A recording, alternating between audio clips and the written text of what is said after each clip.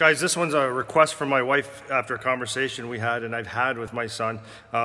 Basically, a few months ago, my son asked about this one player that people are saying is a really good player and he's supposed to be the next best thing. And he's seen me work with Aaron Ekblad and Sean Day and some pretty impressive players. And so he asked me, what do I think? I said, I think he's a pretty good player, Charlie. Right now he is anyways. So he's like, do you think he's like Aaron Ekblad and that? I'm like, well, I don't, but that's not for me to choose, that's up for him. And then he said, do you think I could be as good as him? And do you think I'm in the same ballpark, basically is what he said. And I said, I do, but it doesn't matter right now because you're 12 or 13. But the advice I gave him was, be happy for kids that are good. Don't have any jealousy. Be happy with them. And then, because especially if they're in our area, in the area that you're working in, then it makes everybody else better if you have the right attitude. So, you know, there's kids that are gonna, there's people, not just hockey players, there's people that are gonna have talent and they work hard, and you never want to take that away from them because it's a special thing. But what you want to do is you want to make sure that you compete with them. So that's what I told my son. I said, because my dad never gave me the advice of, if someone was good, he said, oh, you're better. But he never said it in an encouraging way, and he'd cut them up and make them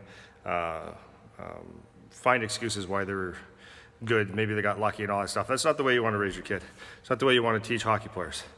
You want to make sure that when they're competing. And you want them to be around the best players. And you don't want your son necessarily to be the best player, or you don't want to necessarily be the best player all the time, because you want to be pushed. And I can tell you this, that the more that you're pushed, the more it reveals about yourself. If things are always easy on the ice, or as a coach or whatever, then you never challenge, you never know what you really can be. You know, character is revealed in the tough times or when you need to be pushed.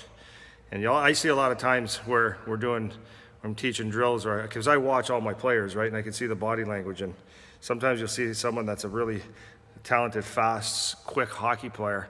We're doing some sort of drill. You look at someone that doesn't like the competition quite as much, and they find they've got to stretch, or they've got to, I got to take this one off, because they're finding excuses, which is a terrible, terrible thing. What you want to always do is you want to get the right attitude when you are playing against the best guys.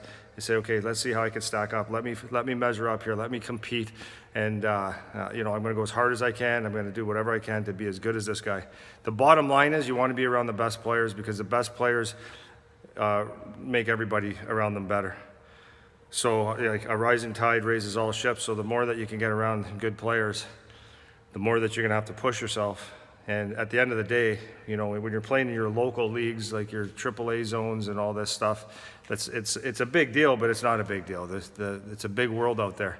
When you start moving on to the OHL and the NHL, the guys that you're competing against for ice time right now are going to be your teammates. And you want to make sure that you've learned how to push each other. And just keep striving to be the best. So encourage the people that are good, give them their kudos, because that's a good thing, but compete against them and learn from them.